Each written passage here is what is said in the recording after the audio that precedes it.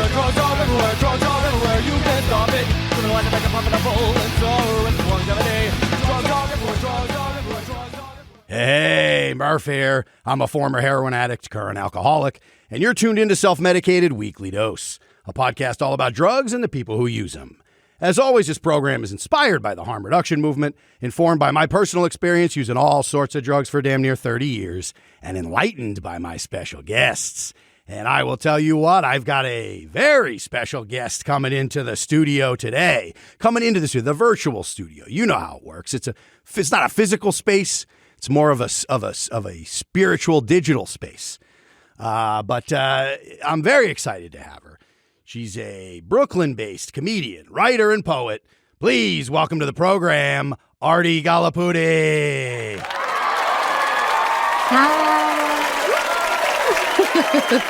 Yes.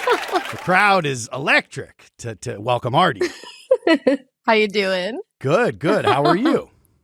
I'm doing good, hanging out, ate some fruits. Gonna use my grill for lunch. It's gonna be a good day. Oh shit, yes. It's a summertime. Fruits and grilling. I mean, we're officially arrived in summer, I guess. We fully are. Hell yeah. How's New York doing? New York, I was gone for a little bit, but I left the day that it was like mad smoky out. Mm-hmm. But like my whole thing was that I was about to use my grill for dinner that day, and I walked outside, and I'm like bad at keeping up with like what's going on in the world if I'm not checked in. Mm-hmm. And I was like, is the gas on? Like, did I like leave a joint out here? Like, what's happening? Yeah, there's a haze. There's a haze of some sort. There was a haze. And I was like, what is going on? I've like smoked too much weed today. But then, now being back when it's like the air is clear, I'm like, oh my God, New York, I love you. Yes. I think as long as, the air is breathable, that's all we're asking for at this point, for Christ's sake. That's all I want. I'm so low maintenance. Yeah. Hell yeah. Well, I want to thank you so much for joining us today. We got a bunch of stuff to jump into. You mentioned weed, smoking weed. That's good. You're from what I discerned from your I don't know if we've ever gotten high together and smoked weed, but I feel like you might have. So I chose some stuff today to talk about. We're going to get into some of the marijuana policy, the madness, the reefer madness at the federal level here. Hell yeah. And we're gonna do that by hopping into a little segment called the Substance Report. This is the question: do junkies' lives matter? Now, oh my God, Arti, you get it. The mainstream media's narrative on substance use has always been kind of trash. You know what I mean? It continues to be. And so what I like to do here is take some of the top drug-related stories in the news and give them proper coverage. So this bit we have today. I grabbed this headline from Filter. It says, Feds say they aim to finish cannabis scheduling review, quote, this year. And so this is the head of HHS is supposed to. So this big thing about the scheduling of marijuana. It's a Schedule 1 drug. It always has been since the Controlled Substance Act came out back in the Nixon administration, way back when I was not even alive. So my whole life, I don't mean to date you, but I believe your whole life as well, we've been dealing with this Controlled Substance Act. And, it's obviously been said, this is not any sort of revelatory stuff here, but the fact that it's even being brought back to the table is that it's how silly it is. And I hate to compare, drugs where it's like they should all be legal. We know everyone, listeners of this program know where I stand on that, but it is still fun within that to be like, we can also admit that different drugs, some may have more baggage than others. Some may be, the use of them may be different for different people. And so the fact that this the Controlled Substance Act was kind of put together with this idea of Schedule 1 for people who aren't familiar with it, it's drugs that currently have no accepted medical use and have a high potential for abuse is the idea of the Schedule 1. So that's why we get into this situation where marijuana is on a Schedule 1 and we got fentanyl, cocaine, and some others on Schedule 2. Which is just very fun to see that sort of silliness. So there was this idea that recently that they were going to do a rescheduling. Biden at least has paid some lip service at the federal level to this idea of like, hey, we're gonna let some people out of federal prison eventually. That are there for marijuana offenses. Yeah, sure. Yeah, that's one of those like, here's a splash in the headlines. Don't follow up on that one. But it's my obsession, so I do follow up on it, in fact. So we're watching you, Scranton Joe. We're going to see these people. But there also aren't even a lot of people in federal prison, just specifically for marijuana possession necessarily. So a lot of states have that issue still. But so this is state by state. But at the federal level, it would go a long way to remove marijuana, especially because there's no acceptable medical usage is just, at this point is, I think, pretty absurd to say about marijuana. So we're looking at it's just all the bureaucracy here. So all the three-lettered things. We got the FDA, we got HHS, Health and Human Services, Food and Drug Administration. But of course, at the end of the line here, no matter what happens, even if those departments are like, all right, we're gonna deschedule marijuana or reschedule it, whatever they're gonna do, the DEA still gets the final word. Which the fact that at this point HHS is saying. They're going to go on based on science and evidence, which I think there's plenty of it available to make the case for marijuana having a medical purpose, at least. At the end of the road, it's the DEA, which I don't know why, if you're looking for science and evidence, you'd ever look to the DEA because they don't. To DEA? That's spooky. Yeah, doesn't seem to be their jam. So I guess as a fellow weed smoker, Artie, what are your thoughts, at least on the scheduling of this? And I think even just, if nothing else, what it means to kind of see that, even if it's not in a practical way, which I think it certainly will be. What does it just mean to see that at the federal level? I mean, I think the whole thing is so kooky. The other day I've been having allergies. Like a month ago I had allergies, and I got the Zyrtec D, which you have to go to the pharmacy counter and ask for that. And I felt like I got a bigger high from that than most of my marijuana moments. Sure. So there's just a part of me where I'm the minutia of all of this gets really confusing to me too. I only know about this honestly because this is humiliating, but I went to undergrad in Boston, and every year at the beginning of the fall semester in the Commons, they had Hempfest. Yes. Yeah. And so God, how humiliating. And so I went with some person I had a crush on. Horrifying to be 18 to go with your crush to the Hempfest. Oh, perfect. Yes. Romance is in the air. Humiliating. And someone handed out a pamphlet explaining all of this. Sure. But even now when you just re-explain it, I'm it's just so much minutia to jump through. That's just kind of I don't know, it gets mad confusing, but I'm also there are things out there that get me higher than marijuana. I took 2 Zyrtec Ds and I was whoa, Yes. hay fever, dude. Yes. And I feel you know what? That is what we need at the federal. We need, Artie, you need to get in there and be here's the deal. Here's how the Controlled Substance Act going to work. We're going to do the schedules, but we're going to say, I'm going to take all these drugs. And whatever they do to me, that's basically I'm more fucked up on the Zyrtec than I am on the weed. That means on this scale. It has to be more individualistic. It's weird to see. I mean, but this is large government and shit like that, that you can't just classify this stuff in such a larger sense because everybody's body reacts to it differently. I can smoke weed and go to a 9-hour job. I used to do that all the time. I was a shift leader at a bookstore and would do new release Tuesdays and count and shelve and redo the entire store on weed. But I don't think I would be able to do that on my Zyrtec D because it gave me so much ADHD. It had me on such a hype. So Yep.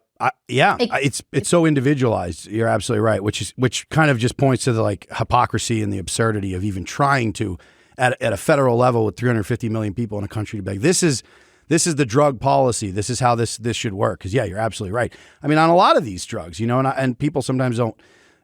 As someone who was not really able, at least at the time of my life, I was using a lot of heroin. Is I went right to the bottom of the rabbit hole with that. But I know people who can casually use opioids and a lot of drugs that maybe might be addictive for some people based on their personal history, their whether it's trauma or whether it's their material conditions, whatever it is that getting people that to use drugs kind of chaotically and harmfully for themselves. It's other people might not have that same thing. So 100%. Some of my closest friends don't smoke weed at all. One of my best friends never smokes weed, has never done shrooms, nothing that I will be able to take on the regular, Yeah. right? Because like her anxiety and the way she operates with it is like, I'm in a black hole. And I'm like, well, it's all about like not taking the 50 milligram edible. Like maybe just taking like a puff or two and like lightly cruising, you know? Yeah, exactly. Hell yeah. No, I feel you on that. And then, meanwhile, there's people over there probably listening to this program right now. They're like, hey, man, I just take 2 Zyrtex. I take 2 Tex and chill, man. Exactly. I don't know what Artie's talking about. Those Tex get me in a nice headspace. Was crazy. Like, I remember in college, people were like heavy into taking Adderall. And I have friends who still do a lot of Adderall too. And like, for me, like, I was shitting my pants. Like that was like the number one thing. Like I felt like I was shitting my pants. Like that was like it was just zooted and it was like rolling through me versus like I have friends who like have to take that on the regular. So I do think that it's just weird that like it's so, I don't know. And then when you get into state level shit, it's like then do these schedules even matter at the state level? No, that's what's so silly is like we've now seen just with legalization full on, not just decriminalization, but legalization. And as far as marijuana specifically, it's such a state by state that the range of criminal penalties, is really wild to see. So it's like kind of like the dominoes falling as far as state by state.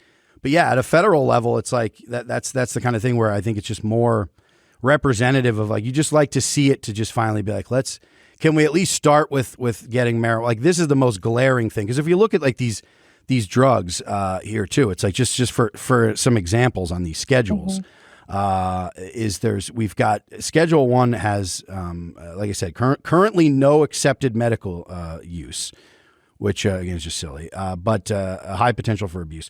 We got cannabis, heroin, LSD, ecstasy, Quaaludes, those have gone out of fashion. Damn. Yeah. You know what? I had a coworker once come in and tell me that he watched a movie that reminded him of me, and it was Girl Interrupted. I mean, yeah, great performances in that film. I was like, dynamite female cast there, but I don't know if I would take I don't know how I would take that. Quaaludes. Okay, what else is on the list? So we got ludes, and then we've got peyote on there as well. Peyote. What's interesting about that is, ceremonially, like peyote has some, but I guess not. That's what's interesting is I guess like, it doesn't. So that is strange to see cannabis kind of, again, if we're just going off of the test of like how fucked up do I get off of it. Yeah. That seems to be I took some old ludes. As a person I was dating, her uncle had some in the old sock drawer from the 70s. You never know how long those pills, like, do they get a little weaker throughout the years? Yeah. But I got fucked up. I mean, I had like a beer and a half with some of these old ludes and I could not get up. I melted into the chair.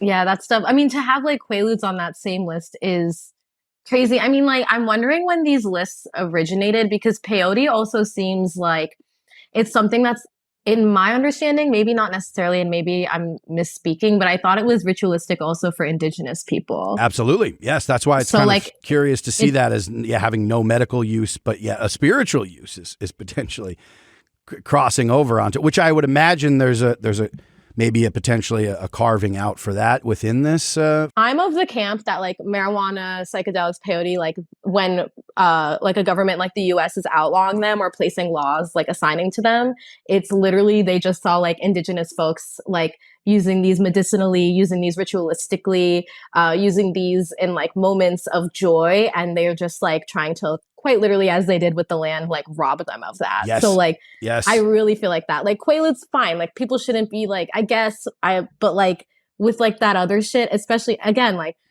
I don't know. Sometimes I make fun of like the men that I hate. I'm like slightly really similar to. Like I am kind of like herbs from the ground, man. Yeah, like, no, you're back at Hempfest. I get it. I'm back at Hempfest. It all comes back to Zeppelin Hempfest. Shirt. I'm like singing Immigrant Song by Led Zeppelin, you know? No, I feel you. I feel you on that. I think that's also an interesting thing to point out, which, get into the like, what's of the natural world? What's it still human beings still in a laboratory doing something? It's still technically the natural, it's still natural, but let's just say what comes from the earth is we've got the fact that cannabis and peyote are both on there is a very strange in the company of ecstasy, which like if we're just even going like not even just pure MDMA, I mean, we all know how much of a crapshoot you get just an X pill crushed up with whatever the hell's cut in there, and LSD being highly synthetic, Quaaludes as well. So it's weird to see. I mean, heroin coming from the poppy, but there still needs to be some synthesis there. But I mean, you could just, as far as cannabis, pull it and dry it, and the same thing with peyote buttons as they come off of the peyote cactus, the mescaline there. It's like that just feels like something. You're right. Mushrooms yeah, psilocybin are list? natural. Yeah, those are natural. Yeah. But no, they're not. Oh yes, no, they are. They are on here. You're right.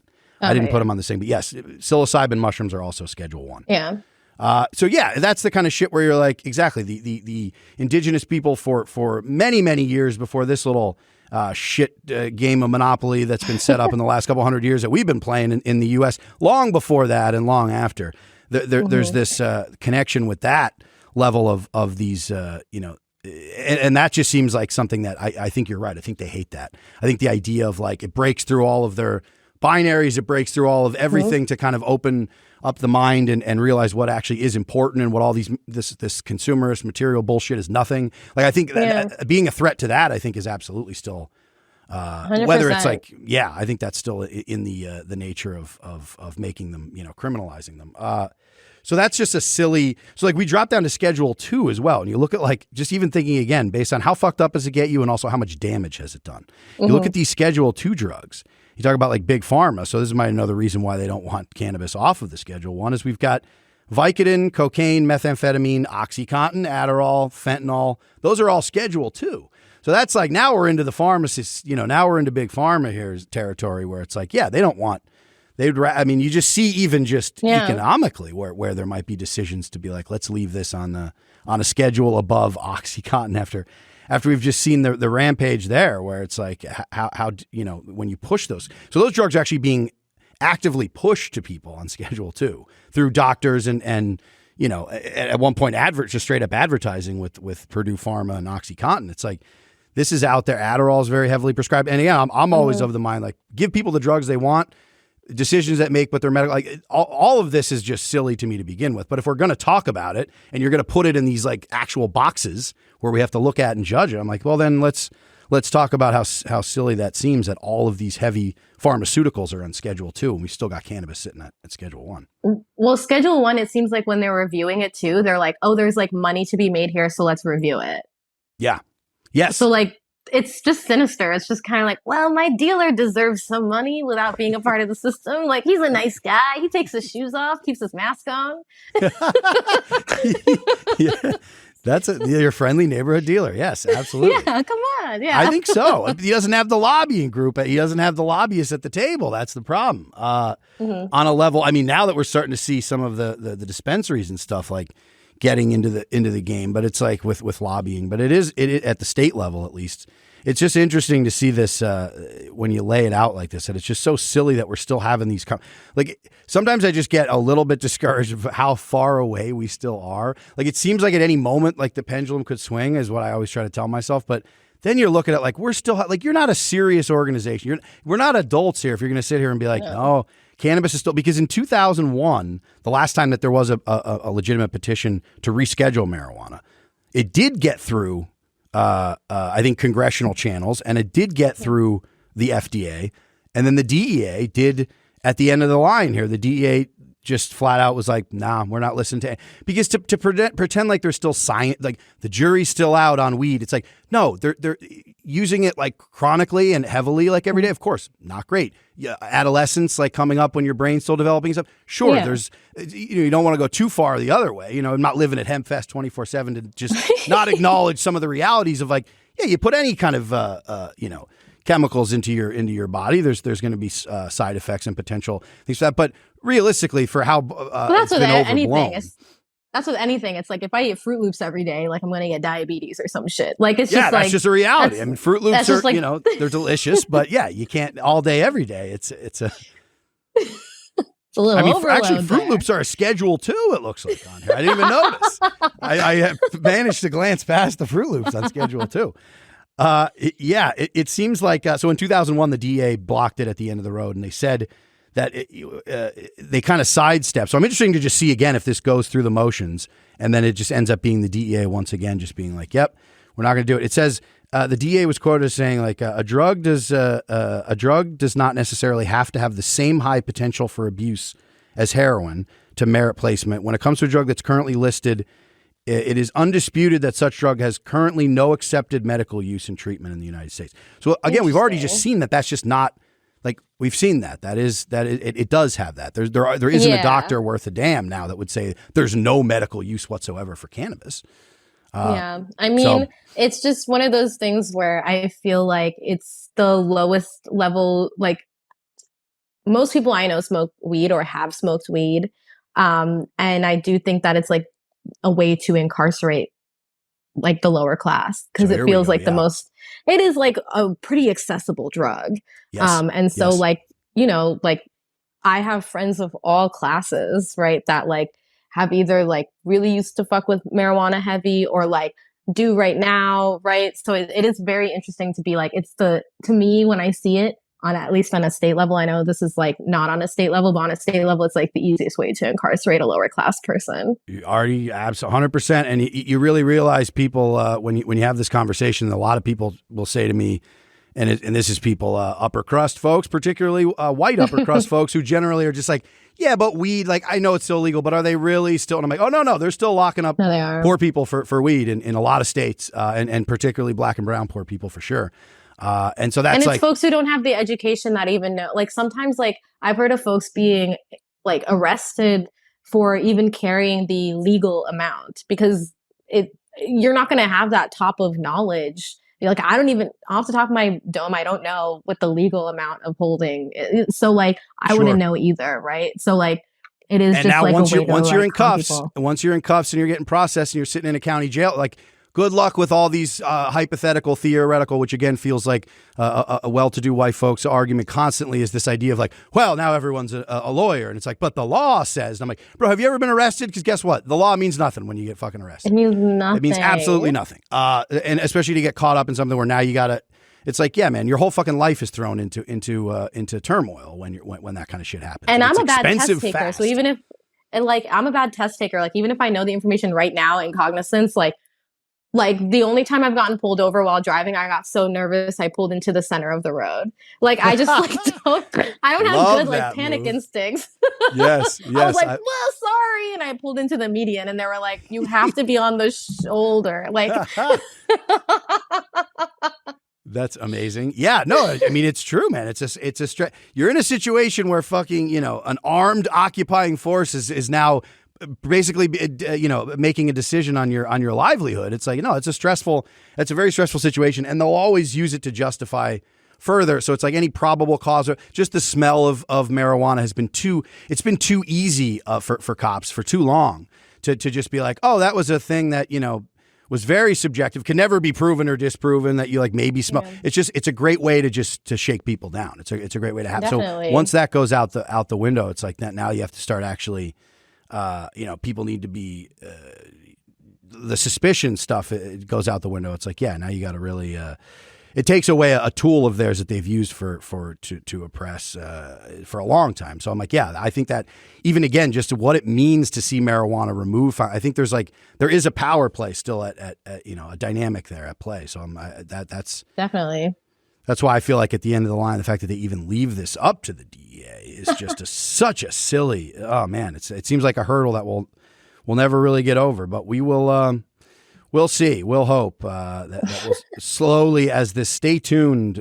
Was the this year was the quote from the head of HHS.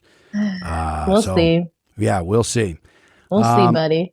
Yeah, we'll see, bud. Because we will keep an eye on it here. We're not letting you off the hook that easily. I'm going to sit here with a fucking bowl of Fruit Loops and a fat spliff, and I'm going to wait for Hempfest 2024. It's going to be all descheduled, baby. Horrifying memories. Oh, God. That's so funny because the policy wonks like at the Hempfest and like it's just funny to see those like the crossover between like your people who are just like into the buds, man, and like into all this strain and this, that. It's like the White Widow's doing this, and then there's someone who's just like, well, did you know that on the Controlled Substance Act of 1972, there's still a schedule? People are like, yeah, man, I'm all for it, but you do the paperwork. You handle the paperwork on that one. No, literally that was the vibe. And like there was like so many kids there, and like there'd be like some wonky musician on stage being like, repeat after me, legalize. And like everyone's like, yeah, man. And I was like, the only one lonely guy is being like, will you sign this petition?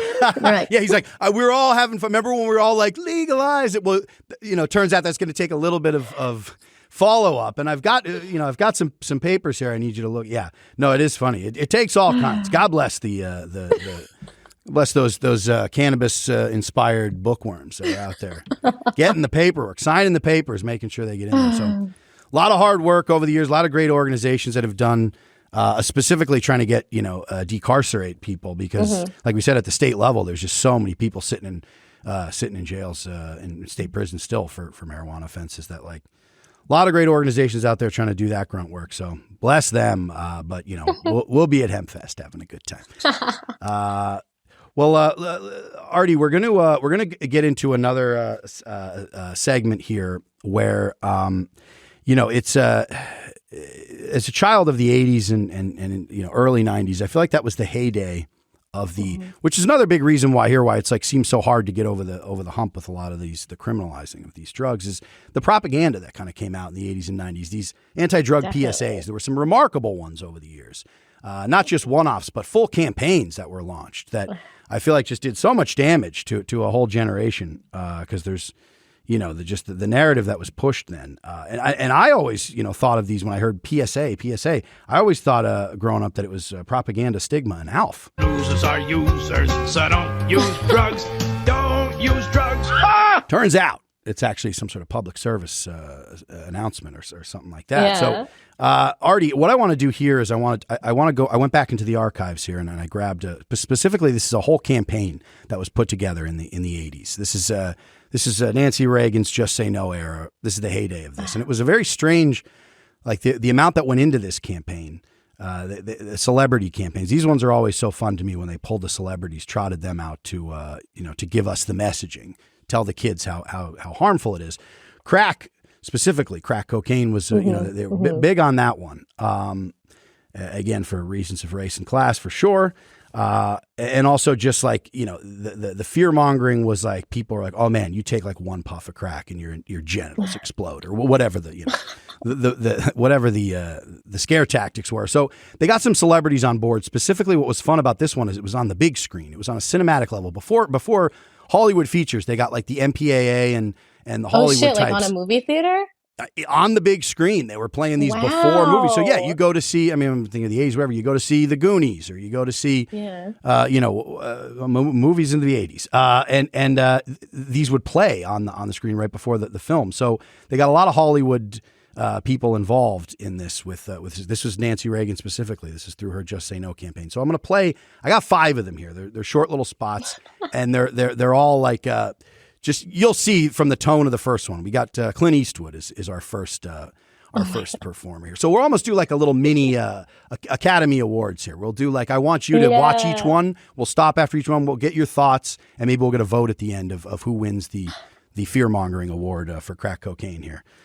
So this is the first one. This is the Thrill Can Kill was the name of this little campaign. And so here's our first one from Clint Eastwood.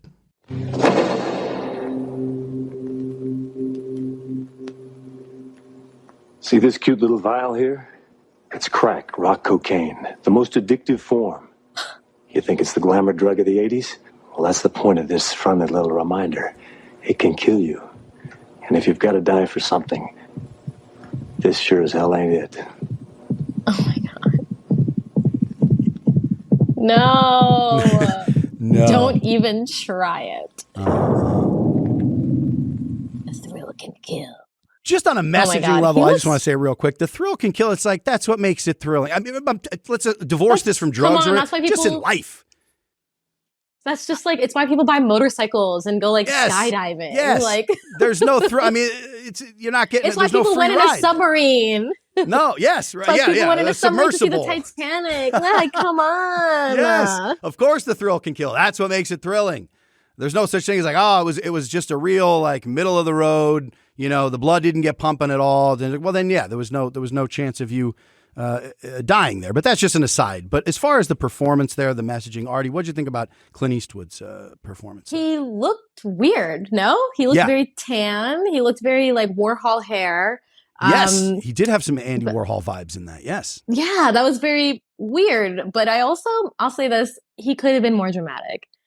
Yeah. You know what? For the like, you think about the Dirty Harry, of course, it's getting into like, oh, that's a hell of a thing. The grizzled, like down the barrel there. I agree. I think there was he's done better, I will say, previously with this. He should have been like on a motorcycle. He should have had like a gun. Like there should have been something thrilling about the whole thing. You're just sitting in the room. What thrill is happening? Some warehouse where like a spotlight comes on. Like that was, for the listeners there, it's like a dark warehouse, whatever. He's sitting in a chair and these dramatic spots come on. But yeah, no, the stakes are almost nothing. And he's sitting there with a little vial. There's no stakes at all. No. Just holding a vial. Like what's happening? Also, not dramatic enough. No, not dramatic enough at all. I don't buy it. And again, you're at the this on the big screen. Now we're watching it. Think about that. I'm like the fully immersive. It's like it just didn't quite bring the thunder for the big screen. This feels more like a small screen affair to me. Well, what it should have been was he should have staged it like a Western. There should have been a shootout, and then he holds the vial up, and then he should have been like, this is the thrill that can actually kill. Yes. And then like a smash zoom like on his eyes. Like, yeah, we're getting into the Sergio Leone territory there. Yeah, no, that's something. That's where we know Clint Eastwood. That would have been theater. This is just like fucking Pop sitting in a chair being like, hey, this is addicted. It'll kill you. It's like, the thrill. All right, Grandpa. Yeah, it's Good old night. Man yelling at a cloud energy. Big time. It's get off my lawn energy, but even without the full gravitas of get off my lawn. Exactly. Well, so next up we have a member of the Breakfast Club here. You know, in the 80s is a great team. We got Ali Sheedy coming up next. Whoa. So you know, there's a little something for everybody here in terms of who they were trying to appeal to. Because Clint Eastwood is also, again, you could dismiss him as grandpa, but this is the 80s now. Ali Sheedy, this is one of your peers, talking to you about crack cocaine. The same setup. Oh, yeah, same soundstage. This is all the same. A lot of drug abuse messages are full of statistics. How many people die, how many lives are ruined, how much drug use is costing the economy. But this message isn't about numbers. It's about crack. And the message is simple. Crack can kill you. I won't bore you with the statistics, except to say that it's not worth becoming one for a 10-minute high.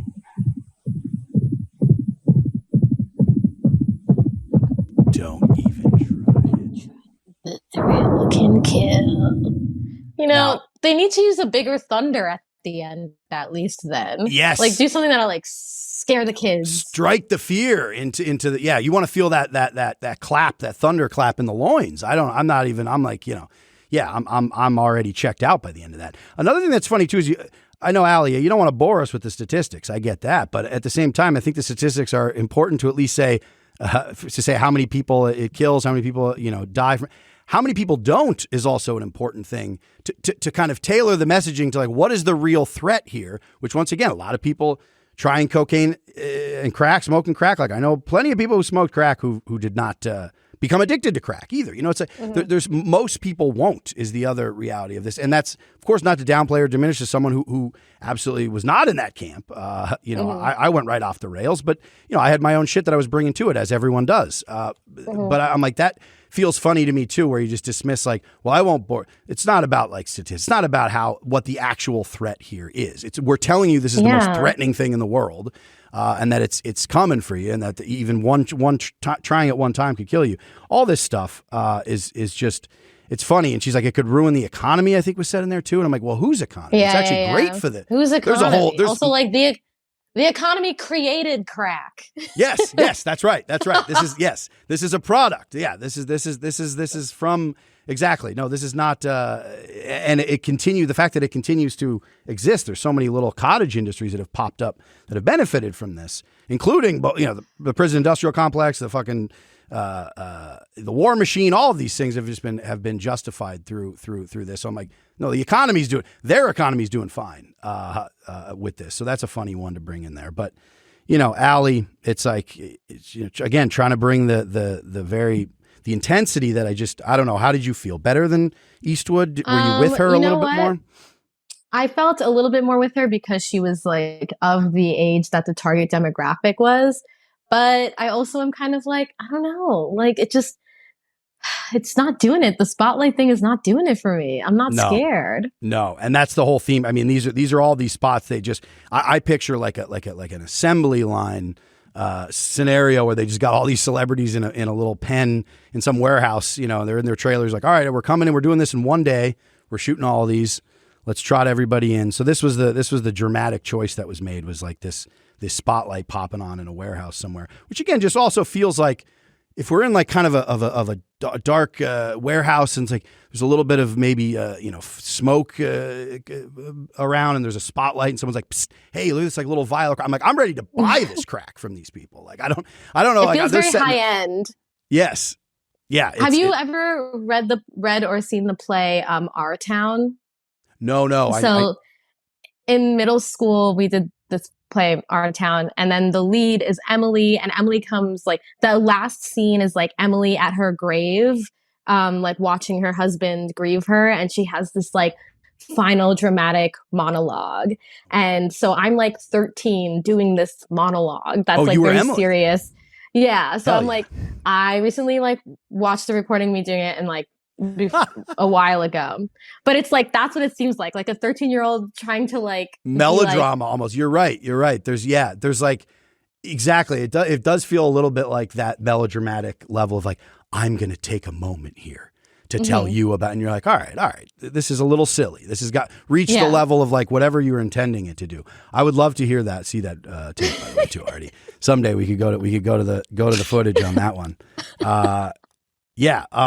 Well, I mean, this copy, is also just a little bit, leaves a little bit to be desired. To be fair to the actors as well, the writers, didn't quite like. It's like, hey, look, there's some shit. We could be talking about these numbers, but let's not. I'm just gonna tell you, it can kill you. Just trust me. Yeah. Trust me as a member of the Breakfast Club. So next we have Olivia Newton-John. Oh shit! Who brings a little bit of a different dynamic to it. I'd like to see what you think. We're still under spot. We're still in the warehouse.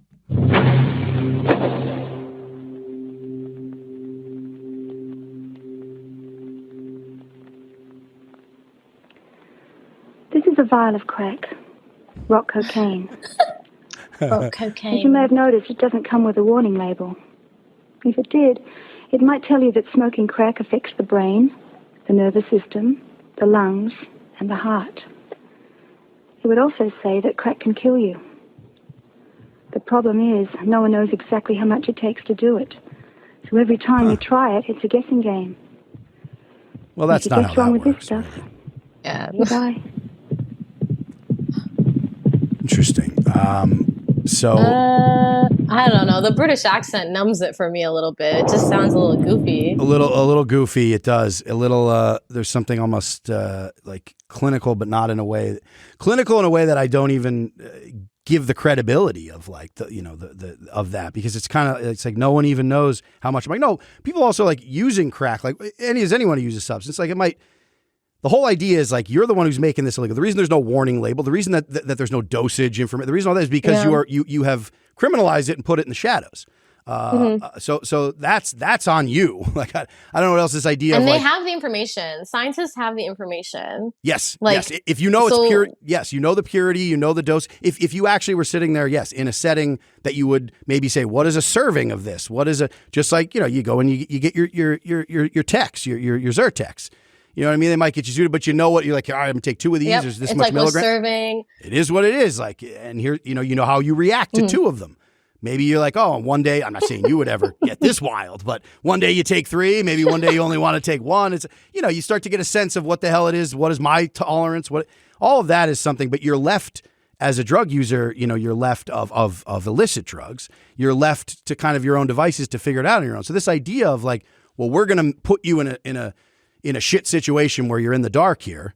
like that's on you. So I'm like, I don't know, maybe put a warning label. The government's creating the guessing game. Yes, they're making it more dangerous. And I will say this: Have you read this theory about Grease? How Olivia Newton-John's character was dead the whole time. What? The thrill could kill, and it did kill in this instance. Yeah. Wait, what is this? Because theory? at the beginning, also I've gotten into this conversation when stoned so many times and nobody ever cares about this. But the whole thing is that at the beginning, when she is drowning and then John Travolta's character saves her, and then at the end, they're like in a car and all of a sudden it starts like flying off into the air. So the whole theory is that this is like her fever dream. The whole movie's her fever dream as she's like drowning and dying. I mean, that would explain some of the camp, yes. Like the over-the-top nature of these. It never felt, interesting. No, I also have not seen this film for many, many, many years. I will also say, you gotta rewatch it. I do have to rewatch, because to fully cop to this, I once had a conversation with someone when that Grease Live, when they were doing those live, on TV or whatever, they did like Peter Pan Live and different musicals or whatever. They did the Grease one. Yeah. And I realized as I was getting into it, with someone who was very familiar with Grease, that I was mistaking Grease 2 for Grease 1. So just to fully admit where I'm at as a Grease head, I'm not fully. I need to go back and take a look, but I love though, like where they die, and then you kind of get the perspective. That's at least it makes writing the musical more fun. I would like to think the writers at one point were like, how do I give myself a little something extra, just a little. Something for me to enjoy here. Exactly. Well, she's been dead the whole time. She's been, including the taping of this little PSA here. She was also a bit of a ghostly presence. So next up, we have one of my favorites here, and I'm not going to play favorites. I'll leave it to the Academy, Artie, to make the final call here. But I just want to at least campaign a little bit for this next fella, because this is just a special. This speaks to the 80s too, because we've seen people, out of character. We've seen people these are actors, these are celebrities. So we know from Grease, from the Breakfast Club movies, from Clint Eastwood. And you're like, well, who is a fun one to really speak? We need to speak to the youngest of all people. Get them while they're young. And this is my man Pee Wee Herman. Oh my God, no! In costume, in character. This is crack. No! Rock cocaine. Oh, yeah. It isn't glamorous or cool or kid stuff. It's the most addictive kind of cocaine, and it can kill you. What's really bad is nobody knows how much it takes. Again with this. So every time you use it, you risk dying. It isn't worth it. Look, everybody wants to be cool, but doing it with crack isn't just wrong. Could be dead wrong.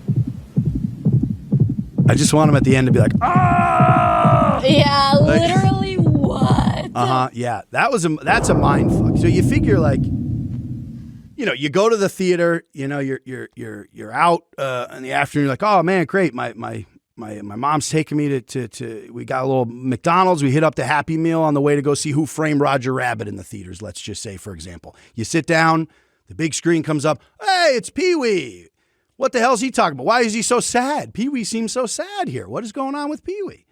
It's a very disturbing, questionable choice to not have Paul Rubens show up even and be like, yeah, we get it. They're like, no, we want Pee Wee. We want the actual character of Pee Wee Herman. So that one was unfair. That one was crazy because also, like, when he's lifting it, the hand doesn't match his like skin tone on his face. Ooh, I don't know. Yeah, they had a stunt hand. They're like, Paul Rubens is like, Pee Wee will not handle the rock. He will not actually handle the rocks. They're like, well, they're props anyway. He's like, no, I'm not. I need a hand to pull this up. My God. They made him do a monologue in costume. Nobody else was in costume. Right? That's so bizarre. And now I heard a rumor. I don't know, I'm going to just float this rumor out there that has not been confirmed at all. But that, because I think this is also later that this happened. But you remember Paul Rubens was busted for jazzing off in a in a place where you would be jazzing up. It was like an adult, Yeah, it was like an adult film, right? Adult film theater, yes. Like, the places where the reason those exist. But anyway, he got caught up in that, and I imagine it was more like, oh shit, we got Pee Wee Herman here, so they made a big deal about it. This was allegedly a community service. I heard people say this was so he had to do this in some way, because Paul Rubens, also the character of Pee Wee, was a Groundlings character. Like, he's a comedian who kind of came up with a lot of, this was a stage, Pee Wee was like a stage show. It's a little more adult in the weird kind of way than it was kid, but it played for kids certainly as a TV show. But it was a little bit more, funkiness there than your average children's show. So I'm like, Paul Rubens is obviously like, this is nonsense, I would imagine. But so maybe there's some validity to the fact that this was court ordered. I don't know. They should have gotten the guys from Wayne's World to do it. Yes, Michael Myers and Dana Carvey as Wayne and Garth. Yes. That would have been sick. I would have loved that. Yes. I mean, look, there's still time. There's still time to dust off those characters. There's still time. I send a strongly worded email. We need to see Wayne and Garth be like, nobody knows how much it takes. Yeah. Exactly. Damn, that would be so funny. Yeah, that would be missed opportunity. Man, we could use a reboot of these, I would say. We've got our last one here. Tough to top Pee Wee, I will say. But this woman's just, I mean, look, a legend of stage and screen, singer, dancer, triple threat, really. This is Bette Midler to bring it home. Wow. I'm so hot. I'm so cool. I'm so where it's at. I'm it. I'm a genius. Sounds like the vagina monologues. Crack will make you feel like that for exactly 10 minutes. Then you crash, and the craving starts, and you need more and more and more to get that feeling back. The problem is, crack can kill you, and no one knows how much it takes to do you in. Each time you try it could be your last. You see this? Crack comes in a vial like this. This is not Pee Wee's hand. If anyone offers you some, tell them where to shove it. Please, don't even try it, 'cause you lose. Oh, no. Boy, oh boy. Well, it's interesting so one of the main narratives that keeps getting pushed is no one knows. Nobody knows how much it takes. I'm like, no, you absolutely know the acute toxicity of how much. Yeah, and of course it varies. There's varies person to person, body weight, tolerance. There's a lot of things that go into it, but it's like, no, there is an acute level of every substance. There's a certain amount of water you drink, and you're putting yourself into toxicity territory. But it's like, so this idea that like no one knows, but what we do know is exactly 10 minutes. You smoke it in exactly 10 minutes. That's what I'm saying. How do you know that exact number, but you don't know anything else in detail? Nothing else, Bet. Well, Artie, what do you think? Who are you going with here in terms of the award for most sensational thrill? The Thrill Can Kill award. This is the Thrillies. We'll call it the Thrillies. Who wins the Thrilly? It's tough. It's tough because, as I stated, Bette Midler does have that vagina monologue, spoken word thing happening, and it kind of sounds like she's like, I don't know, like it sounds like she's like reading it at the New Yorican. You know what I'm saying? Just doing just like snaps in response to this very dramatic reading. But I don't know. There's something about Pee Wee that just does it in for me. I mean, Pee Wee's in costume, right? Like nobody else is in costume. Commitment. Like, is that his real voice? You know what I'm saying? Like he's doing the character's voice. That's right. And a character who rarely had to bring the emotional resonance. Like he didn't. He was this like magical figure. This like he lived in his own kind of world. Like even when he was in the real big Pee Wee's Big Adventure, when we saw him on the and that it's like he was like kind of this magical being that was just out there in the real world. And I'm like, so to see him with just a very somber tone, yeah, I agree. I think somber cadence within character though. And I'll say this: out of all of them, Pee Wee's the one that I would believe has tried crack. Yes. Yes, and isn't that what, at the end of the day, isn't that what you want to just like, have you fucking smoked? You're going to tell me who told you? If you don't know how dangerous this, if you don't know anything about this other than what Nancy Reagan just whispered in your ear, you think she's fucking hitting the pipe? Like who's actually smoked? Anyone in here in this warehouse full of celebrities? Anybody smoked this fucking shit? I've seen Pee Wee's house, and that man has done some drugs. Oh God, yeah, absolutely, absolutely. So great, Pee Wee wins. And I do love that we've been able to it's awards season here at Weekly Dose Podcast. And Artie, on that note of awards season, I would like our listeners to get to know a little bit more about you're a woman of the arts. So I'd like our listeners to get to know a little bit more about you. So what do you say we step inside the user studio?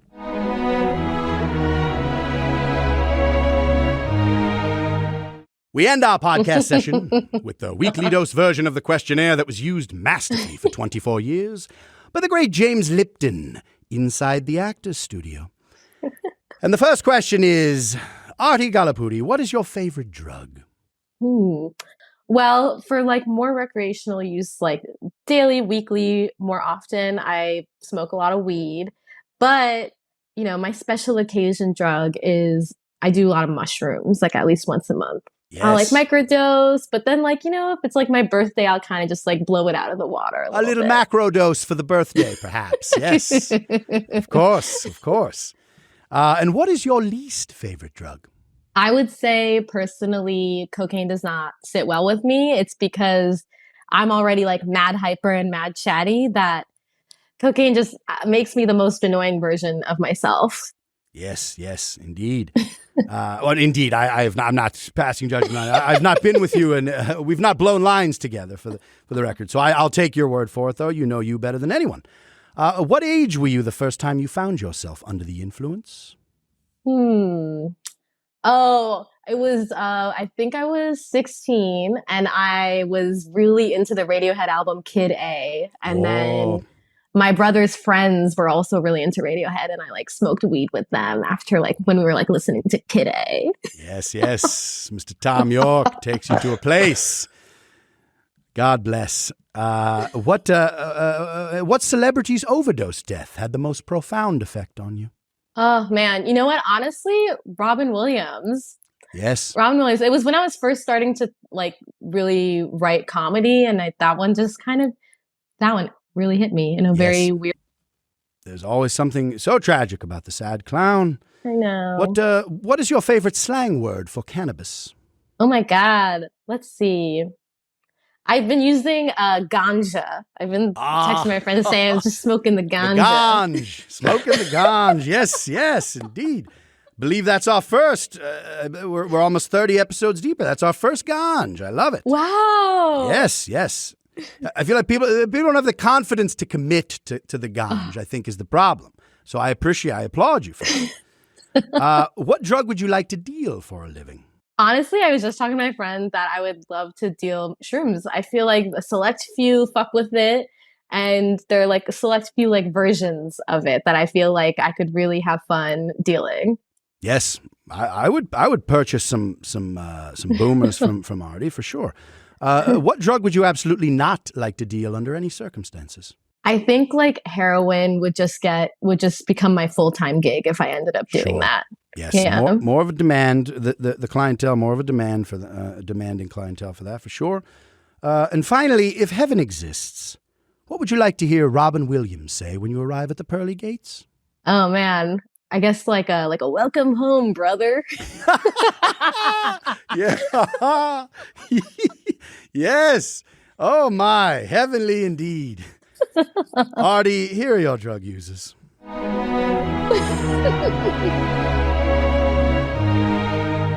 Oh my, what a great version of heaven that was. Wonderful. Well, Artie, I think we've done it here. Is there anything else you have to add? Where can listeners find you? Where do you want to direct people to? You can find me online at ARTI Party.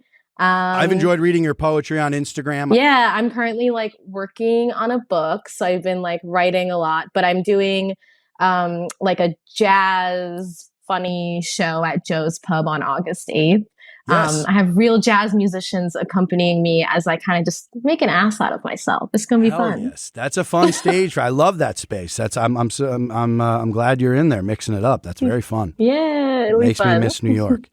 Well, Arti, I want to thank you again for joining me here. It's been a pleasure. Yeah. And I want to thank all the listeners for tuning in. This has been your Weekly Dose. Hey America, there's no use in sleeping with your children, with your daughters, with your sons, and with your husband. Self-Medicated Weekly Dose is hosted and produced by me, Murph Meyer, with support from Pop Culture Collaborative. Our theme song is My Congressman by 15, courtesy of Jeff Ott and Hopeless Records. Original artwork and production design by Diana Kolsky. Thanks so much for tuning in. If you enjoyed the program, you can listen to new episodes of Weekly Dose every Wednesday, wherever you get your podcasts. While you're at it, subscribe to the Self-Medicated YouTube channel to see new video clips from the show each week. Follow me on Instagram at Murph Meyer. And for some top-shelf harm reduction resources, head over to selfmedicatedpod.com. Also, don't forget, you can call the Weekly Dose podcast anytime to leave me a voicemail message with your thoughts on drugs and the people who use them. Just pick up the phone and dial 443-MK-ULTRA. All right, that's about it for me. I'll see you next week. Love and solidarity. Goodbye.